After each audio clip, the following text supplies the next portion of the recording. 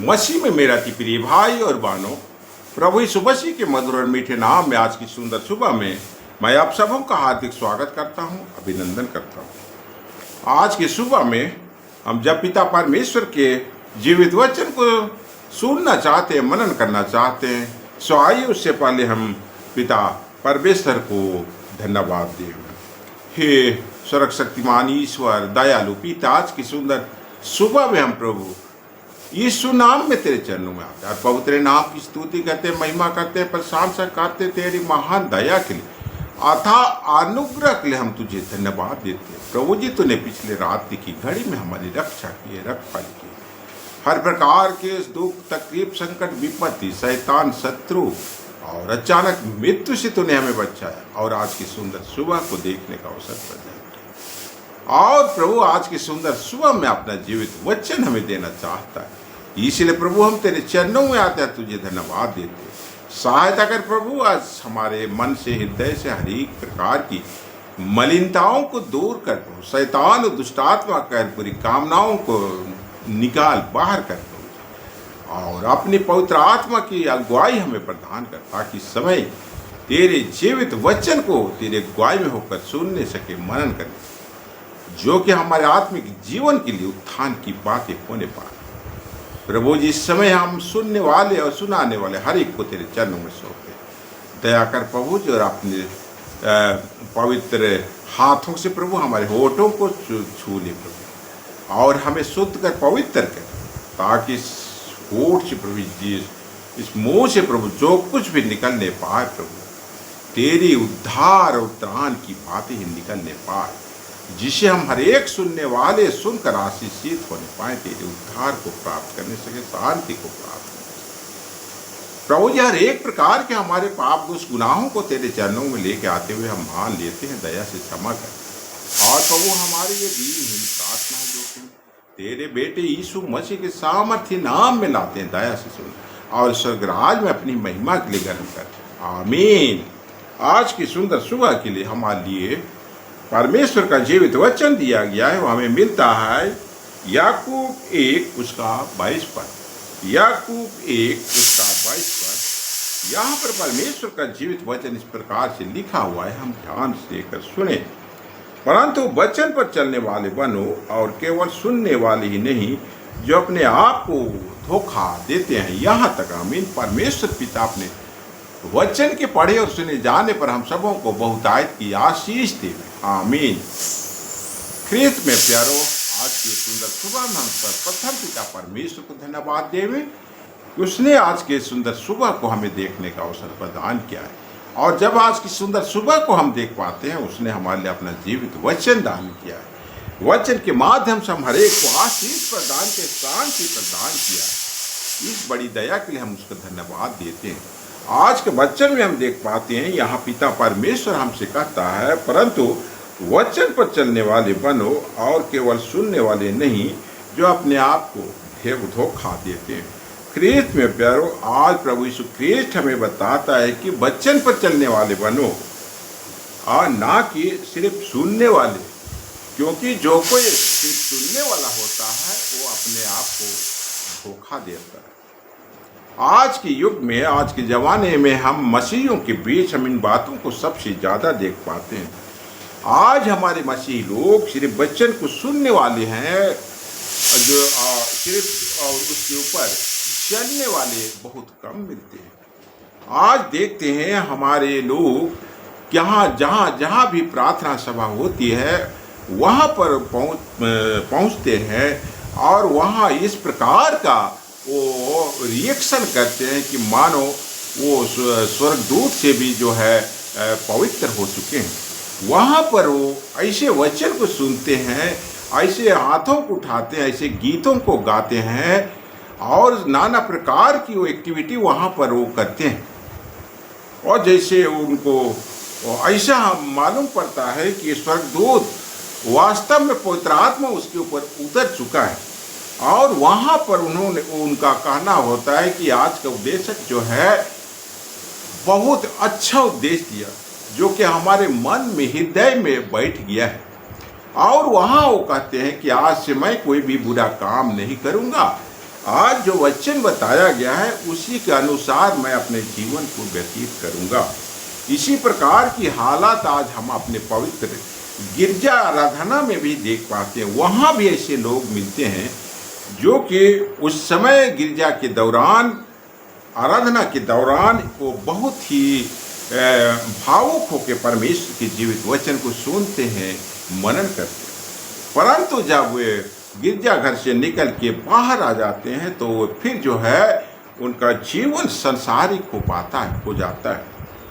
वो जब अपने घर में आते हैं या अपने कहीं गांव में जाते हैं, समाज में जाते हैं, टोला में जाते हैं, उनका व्यवहार उस वचन के अनुसार नहीं होता है। एक मान लो एक पति है और एक पत्नी है जो आराधनालय में परमेश्वर के जीवित वचन को सुनकर आता है और घर में जो है वहाँ से निश्चय करके आता है कि आज से मैं अपने पत्नी से लड़ाई नहीं करूँगा, अपने पति से लड़ाई नहीं करूँगा, बच्चों को गाली नहीं दूंगी, इस प्रकार के वहाँ से वो निश्चय करके आते हैं। परंतु घर आने के बाद उनका तुरंत जो है उनका व्यवहार बदल जाता है और वो उनका जो है पुराना आदत उनके ऊपर हावी हो जाता है और ये फिर वही हरकत करने लगते हैं जो कि पहले वो करते थे। इस प्रकार का जीवन आज हमारे मसीही लोगों के बीच में है। अगर इस प्रकार का जीवन हमारे बीच में है तो हम अपने आप को धोखा दे रहे हैं। हम परमेश्वर के राज के वारिस नहीं होने पाएंगे। आज हम ऐसे जीवन को जीते हैं तो हम सिर्फ दिखावा के लिए मसीह का क्रूस जो कि हमारे माथे में लगा हुआ है उसको हम साकार नहीं कर रहे हैं। ख्रीस्त में प्यारो, अगर आज हमारा जीवन इसी प्रकार का है तो आज हमें चेत करने की जरूरत है, हमें सुधरने की जरूरत है। हमें परमेश्वर का वचन जिस प्रकार से कहता है कि वचन पर चलने वाले बने, आज वचन हमसे कहता है कि तुम हत्या ना करना, व्यभिचार ना करना, चोरी ना करना, अपने परमेश्वर को छोड़ किसी को परमेश्वर को ना कहना। इस प्रकार से 10 आज्ञा के तौर पर पिता परमेश्वर ने हमें आज्ञाएं दी। इन आज्ञाओं का अगर हम नहीं मानते, इसके अनुसार नहीं चलते हैं तो हम वचन के सिर्फ सुनने वाले हैं। और भी कहता है कि तुम अपने सारे मन, सारे बुद्धि, सारे प्राण से अपने सृष्टिकर्ता परमेश्वर को उपासना कर।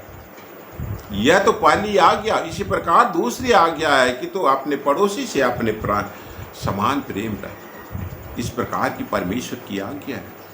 अगर इन आज्ञाओं का हम पालन नहीं करते तो हम सिर्फ वचन में के सुनने वाले और सिर्फ वचन में चलने वाले हम नहीं हैं।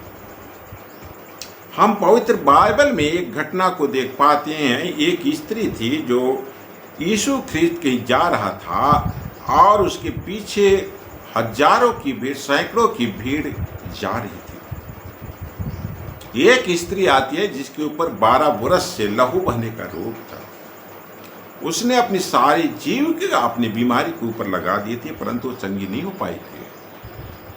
और इस आशा से यीशु के पीछे यीशु को छूने की कोशिश में जा रही,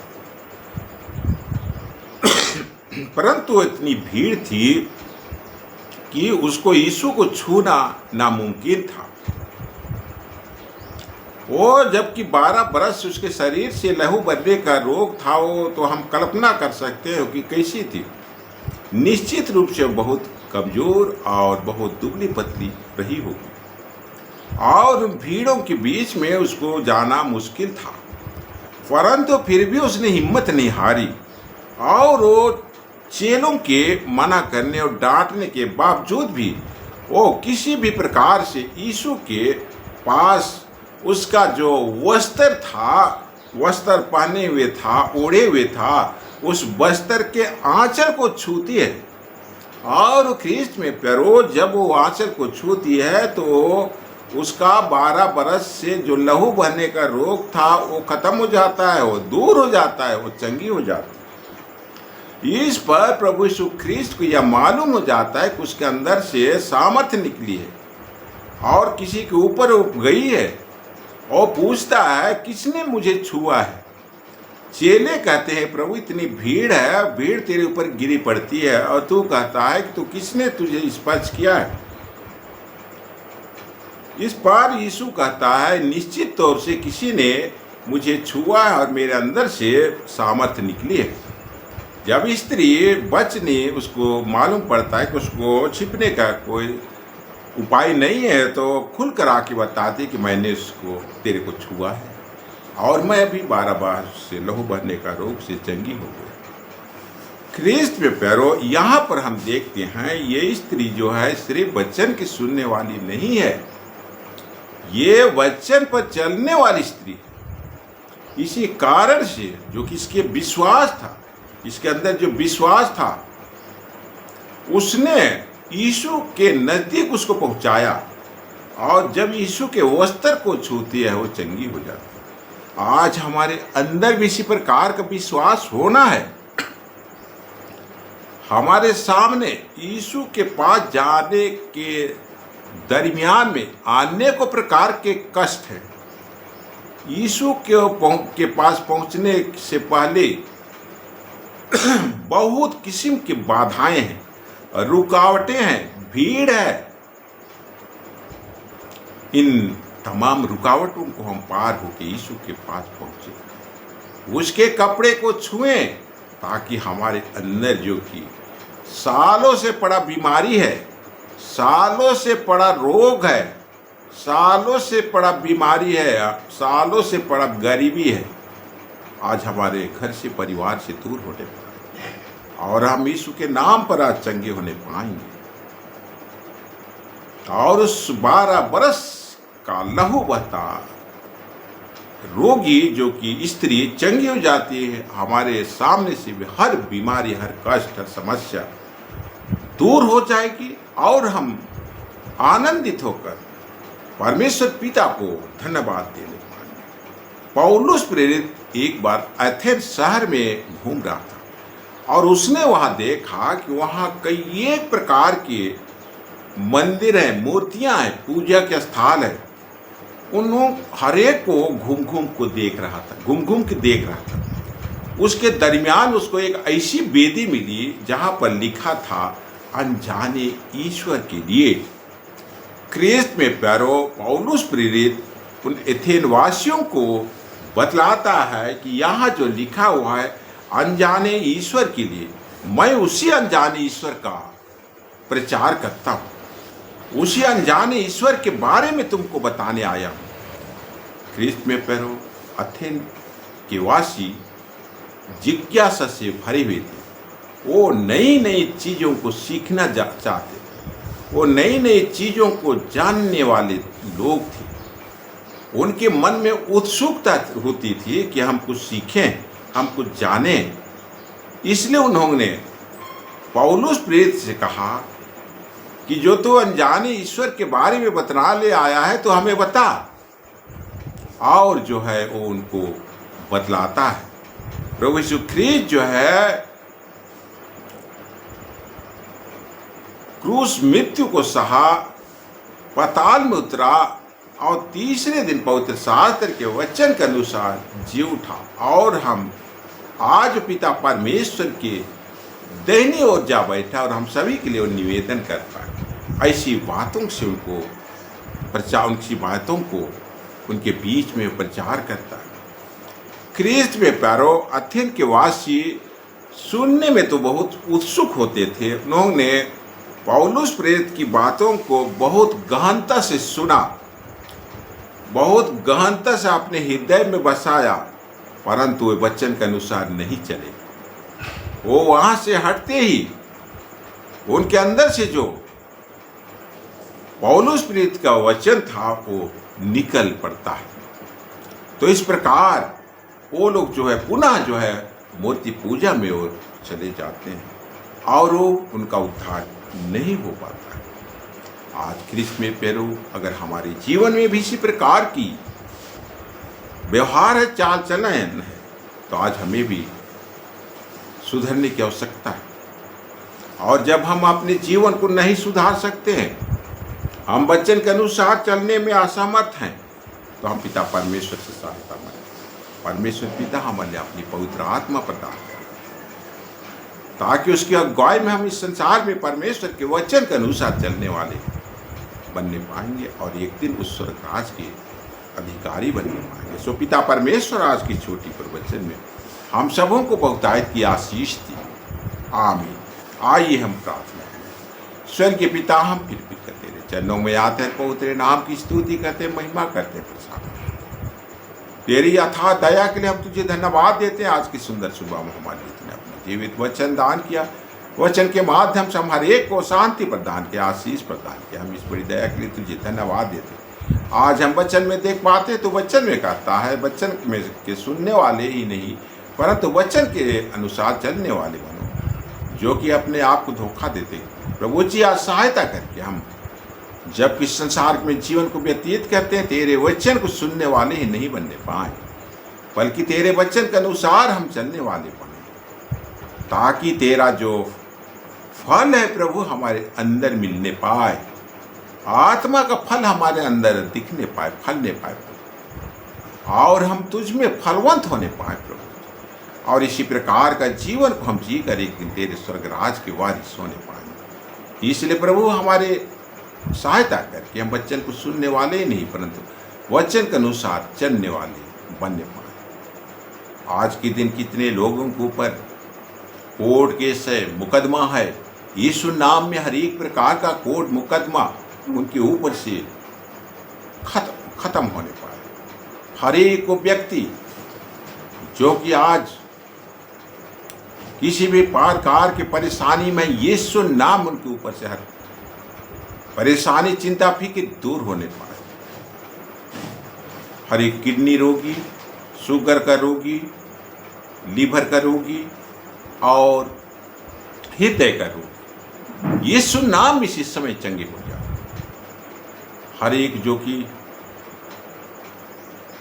जिसका भी आज ब्लड कैंसर है, बोन कैंसर हुआ है, ब्रेन कैंसर है, हर एक प्रकार की कैंसर से आज हमारे सुनने वाले इसी समय चंगे हो जाओ। जिनके भी दिमाग में आज सिर में ब्लड क्लोटिंग हुआ है, ब्रेन हेमरेज हुआ है, यीशु नाम में चंगे हो जाओ। हर एक जो इस समय आईसीयू में भर्ती है, जीवन और मृत्यु की लड़ाई लड़ रहा है, यीशु नाम में उनकी जीवन की घोषणा करते हैं। उनका जीवन आज के दिन 10 साल, 20 साल, 40 साल, 60 साल बढ़ जाए और वो आनंद पूर्वक आईसीयू से बाहर निकलने पाए और तेरे नाम को ही धन्यवाद देने पाए। हर एक आदमी जो कि आज पैर का हड्डी टूटने के कारण दुखी है, परेशान है, पैर के हड्डी के टूटने के कारण आज जो हताश है, यीशु नाम में उनका हड्डी टूटने का समस्या आज दूर हो जाए, चंगे होने पाए और तेरी अगुवाई में वो अपने पूरे पैरों से चलने पाए और तेरी महिमा करने पाए। हर एक घर जिसके घर में आज आर्थिक परेशानी है, यीशु नाम में उनका आर्थिक परेशानी दूर होने पाए। हर एक घर में जो कि आज अशांति है, लड़ाई झगड़ा है, बच्चे अनज्ञाकारी हैं, पति पत्नी में लड़ाई झगड़ा होता है, यीशु नाम में आज उनके बीच इस प्रकार की समस्या दूर होने पाए। यीशु नाम में तेरी शांति उनके घर में पहुंचने पाए। हर एक बच्चे जो कि आज पढ़ने लिखने वाले हैं, तेरे डर और भय में बढ़ने पाए और तेरी बुद्धि को प्राप्त करने से जिसका भी आज शादी का साथ गिरा है, हम उसके शादी का साथ गिरा को मुबारकबाद देते हैं, खुशहाल जीवन की कल्पना करते हैं, कामना करते हैं। जिनका भी आज जन्मदिन है उनके लंबे जीवन की हम घोषणा करते हैं, उनके खुशहाल जीवन की हम परमेश्वर पिता से प्रार्थना करते हैं, उनका जीवन फलने फूलने पाए और ये तेरी आशीष को प्राप्त करने पाए। हर प्रकार की हमारे सुनने वालों की बीच की समस्या और बीमारी को हम यीशु नाम में इसी समय दूर होने की आज्ञा देते हैं। और जितने भी लोगों के ऊपर इस समय शैतान का प्रकोप है, दुष्ट आत्मा पकड़ा हुआ है, नाना प्रकार की शैतान और शैतान के दूतों के वो अधीन हो चुके हैं और उनका जीवन दुखमय है। यीशु नाम में हर प्रकार की दुष्ट आत्मा को, शैतान को हम इसी समय निकलने की आज्ञा देते हैं। निकल जाओ उनके शरीर से और फिर कभी वापस नहीं आना। पवित्र आत्मा की शांति, पवित्र आत्मा की खुशी और स्वर्ग की रोशनी से आपका घर, आपका जीवन, आपका परिवार इसी समय भर जाए। अब हम अपने हर प्रकार के पाप दुष्ट गुनाहों को तेरे चरणों में लेकर आते हुए मान लेते हैं। दया से क्षमा कर और हमारी ये 3 प्रार्थना है जो कि हम तेरे बेटे यीशु मसीह के सामर्थ्य नाम में लाते हैं। दया से सुनो, स्वर्गराज में अपनी महिमा की करते हैं। आमीन। और ईश्वर की शांति जो समस्त ज्ञान से परे क्रिस्त यीशु में आप सबों के मन, हृदय और आत्मा की रक्षा करती रहे, आपसे लेकर सदा। आमीन।